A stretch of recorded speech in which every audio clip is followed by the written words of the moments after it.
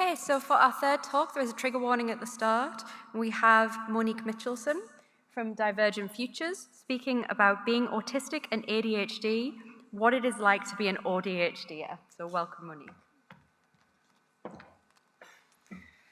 Hello. It's great to be here. Thanks everyone for being here at 5:30 on a Friday afternoon. We're doing well. I just want to be transparent at the start that I'll probably need the whole 15 minutes, so I may not have time to take questions because of my co-occurring ADHD. I need the 3-minute buffer because I tend to run over time whenever I present. So what is it like being an AuDHD'er, being both autistic and an ADHD'er? Well, I'm going to answer some of the questions around this. I am an autistic ADHD'er and clinical psychologist from Brisbane, Australia. I'm a board-approved supervisor and co-director of a neurodiversity affirming training company. We do have a training discount code there for anyone that is interested, who's attended this conference. A lot of people know me from being co-host of the Neurodivergent Woman podcast. So we're in the top 1% of podcasts on Spotify, and we provide free clinical and lived experience stories around different forms of neurodivergence in women and AFAB folk. I've consulted on the Australian National Autism Strategy with lived experience and as a clinical psychologist, and co-authored a book, one of the few books out there that is, I guess, about supporting autistic and ADHD and AuDHD people, because most of the resources that are out there are for one or the other. We'll get into that later. And yeah, I've been a co-author on a seminal paper on neurodiversity affirming psychology practice for autistic adults in Australia, and there's a QR code there if you'd like to download that paper, or you can email it to me and I can send you a free copy as one of the co-authors. So now that's out of the way, we're going to dive into one of the issues with co-occurring ADHD with autism is that we actually haven't been able to diagnose both together until relatively recently. And that's been quite puzzling. And being autistic, I had to get to the bottom of that and do a deep dive, a little research rabbit hole, as I call it. And one of the issues that contributed to this is that previously ADHD was classified in the 18 and 1900s as having immoral character and being lazy. It was then classified as a behavioural disorder that you could behavioural manage out of people with star charts and lollies and stickers. And then it was classified as a mental health disorder. Finally, it was moved into the neurodevelopmental disorder category in the DSM-V in 2013, and only in 2022 in the ICD-11. And due to this history, it was believed that you could grow out of ADHD by adulthood, because it wasn't classified as neurodevelopmental and across the lifespan. So there was an exclusion criteria in both the DSM-4 and the ICD-10 stating that if a person was diagnosed with autism, then you could not diagnose them with ADHD as well, even if they met the full criteria, and this has led to a lot of problems. So why has the exclusion criteria been there? Well, in my deep dive, and I would highly encourage you to read this article, I've got the internet link up there, but I found an article that interviewed members of the DSM-4 working group in America, Dr. Brian King and Dr. James Harris. And they stated that the reason why they created the exclusion criteria was there was a fear that autism would miss out and be underdiagnosed, that there would be diagnostic confusion regarding autism-related inattentiveness. So whether that was being more interested in sensory regulation, your special interests, your inner world, rather than paying attention, and that would be misdiagnosed as ADHD-related inattentiveness. Looking at that now, more than 30 years later as a clinical psychologist, I do struggle to understand why there was that diagnostic confusion. but perhaps it was a different time back then and we've evolved. So Dr. King stated in the article that forcing clinicians to choose between autism and ADHD may have been helpful in some ways, in that perhaps it got people to be thorough in their assessment process, but it's likely to also have had an adverse effect on children who are both autistic and ADHD, preventing them from receiving proper therapies and care. So there has been an acknowledgement of harm that's been done, unfortunately. So what have the results of this exclusion criteria been? Because it's only been, let's have a look. I have dyscalculia, so I'm pretty bad at maths. So 10, 12, 15 years, I suppose? No, I don't know if that's right, but anyway. So we've only been able to diagnose both together for perhaps the past 12 years, 15 years or so. And we know that research doesn't catch up and practice doesn't catch up with research until about 20 years. So there's still a research gap and a practice gap in terms of people who are both, because autism and ADHD are so separated. It's like autism is talked about or ADHD. We have an autism conference and we've had 2 talks on co-occurring ADHD, even though 50 to 70% of autistic people are likely to have co-occurring ADHD. When I attend the ADHD conference in Australia through ADPAR, the Australian ADHD Professionals Association, they refuse to take any papers or presentations on anything related to autism because they were ADHD focused. And they reluctantly allowed me a poster presentation, which I'm very grateful for, at one conference, and then to do a presentation on the co-occurrence. But that was after a lot of advocacy. They research separately. So we have all these studies about autistic children and adults and, well-being and the challenges that we face. And then this research on ADHD children and adults, and no one has looked at the confounding factors that they may have people in those studies that had either ADHD or autism that was undiagnosed, and that is probably likely confounded a lot of the research that's out there that has not taken this into account, particularly research before 2013 and 2022 in the countries that use the ICD. It means that we don't know what medications work for people who are both. And anecdotally, a lot of ADHD'ers, where their ADHD'ers may be diagnosed first, that go on the stimulant medication often report when the fog of the ADHD is lifted, suddenly they feel like they are more autistic, okay? And it may be that co-occurrence has lifted. And there are other people, anecdotally, who report that the stimulants are too overstimulating or agitating for them due to their co-occurring autism. But we don't really have much research on that in terms of particularly adults and AuDHD adults in terms of what works for us and even therapies and supports.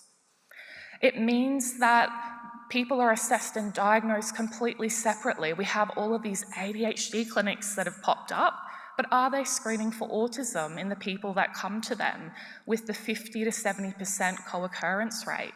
We have autism-related centres and research and clinicians. Are they screening for ADHD whenever someone comes in for an autism assessment? I always screen for both.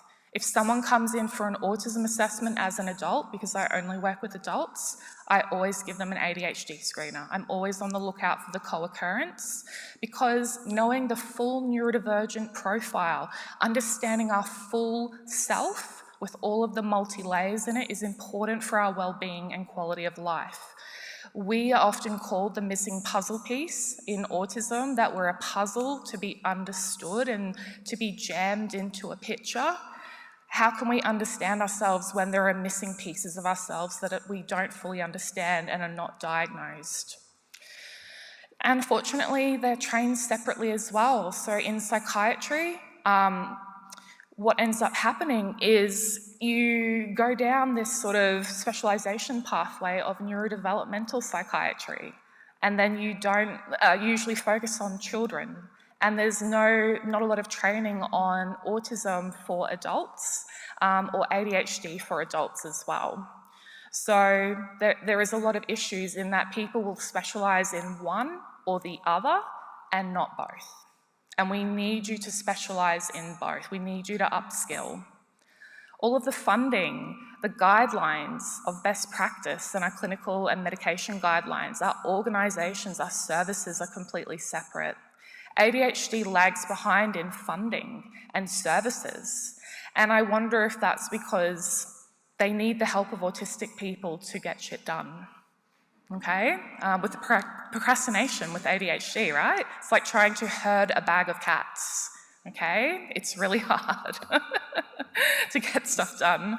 And yeah, there's been very little mention of AuDHD or co-occurring autism and ADHD in popular culture, in literature, in journalism until the past 3 years or so, I would say.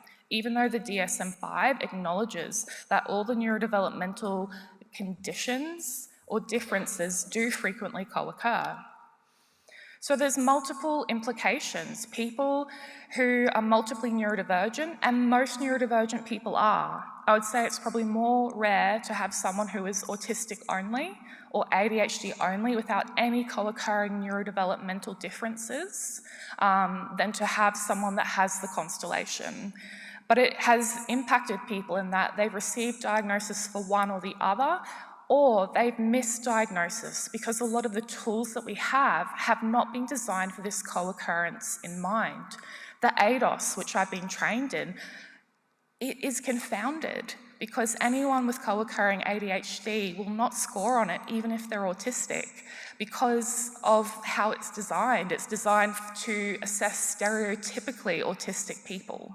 Okay, if you have ADHD-related behaviours or a presentation, you are not likely to be picked up on it. We know that undiagnosed ADHD and unsupported ADHD can actually take up to 20 years off your lifespan. And that is through accidents and suicide, unfortunately, including car accidents. So we know that autistic people are already at risk for their mental and physical health, for access to education and work, for life expectancy and relationships. Being ADHD as well and having that undiagnosed, unsupported, I believe increases that risk. So this is what it feels like being an AuDHD'er. We have here young boys who are autistic and ADHD, psychiatrists, but just insert any mental and medical professional, mental health, allied health medical professional there. Girls who are autistic and ADHD and AuDHD, and then the adults down the bottom. That is literally what it feels like. So the prevalence rates. So 28 to 70% of autistic people present with co-occurring ADHD. So there are different studies with different rates. There are clinically elevated levels of autistic traits noted in 18% to 67% of ADHD'er children. And there's also an argument that autism and ADHD may be different manifestations of one overarching neurodevelopmental concept, but we don't have time to go into that. In terms of the research that's out there, it's only been very recent that there has been better quality, higher number research studies looking into outcomes and things like that for people with a dual diagnosis. So this was a nationally representative US study, and they found that autistic-only children ended up being diagnosed earlier than those who were AuDHD, so co-occurring ADHD, and that's what I find in clinical practice. The AuDHD children had higher rates of all co-occurring mental, behavioural, conduct, and developmental disorders, and their physical health was worse. The AuDHD children also, in another study, found that they had worse sleep issues than autistic-only or ADHD-only children. AuDHD children are more likely to be on psychotropic medication, so 75% versus 15.6% in the autism-only category. There were higher rates of non-stimulant ADHD medication in the AuDHD category, higher rates of antipsychotics, antidepressants, and melatonin, compared to the autism or ADHD only groups. In terms of adults, there is even less research because there always is with adults. We're just kind of left there, unsupported. So they found that regardless of gender, people who are both autistic and ADHD, and this is an extremely large sample, had severe additional psychiatric morbidity than people that were autistic or ADHD only. In another study, they had self-rated lower independence in tasks of daily living, lower quality of life, and worse health, including risk of severe illness, autoimmune disease, and poorer sleep. So I have a conceptual framework that I use to explain AuDHD.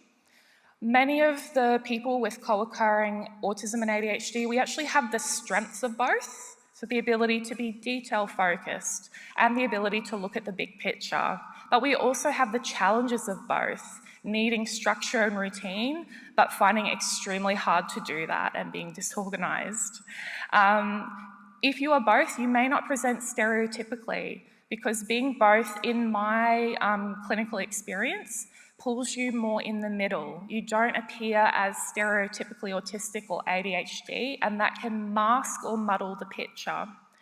One profile may be more dominant than the other, so I personally relate to, I feel like I'm more autistic than ADHD. I feel like the autism is the main meal and the ADHD is the side serving. Whereas I've worked with other people where the ADHD seems to be the more dominant flavour for them, but they are also autistic. Okay, so this is clinical observations.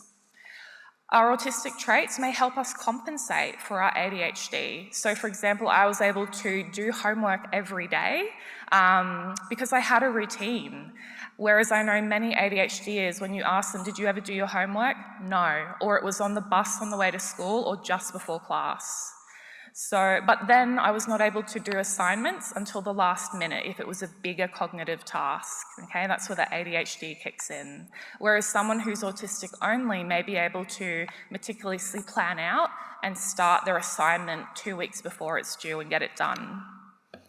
So being AuDHD, it feels like you're constantly balancing conflicting needs. You're constantly on a seesaw trying to regulate the needs of both parts of you. Too little stimulation and the ADHD gets bored, restless, understimulated enough that you feel depressed.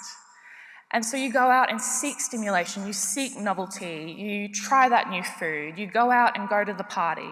But then when there's too much stimulation, the autism gets overwhelmed and overstimulated. You become anxious, overwhelmed, and end up in burnout and then crash or have a meltdown. When one side is happy, the other isn't. And it can be really hard to feel regulated. And I wonder if that's why some of the research reflects more distress, okay? But again, we don't have the research and kind of enough knowledge about this. So my advice before I end this talk is to befriend the two parts of you. To get a picture of your whole neurodivergent profile is important so that you can befriend these two parts, and to know that your experiences, your capacity, what you need, what feels easy or hard may change depending on what part of your neurotype is driving the bus that day or that hour. I do have the limited list of AuDHD resources out there that are affirming. And we do have a podcast episode on it, and it's one of our most downloaded episodes. So Being Autistic and ADHD from Season 3, Episode 1. We also have a free resource on it at the Divergent Futures website. And yeah, thank you very much. And I still went over time, so sorry. It always happens.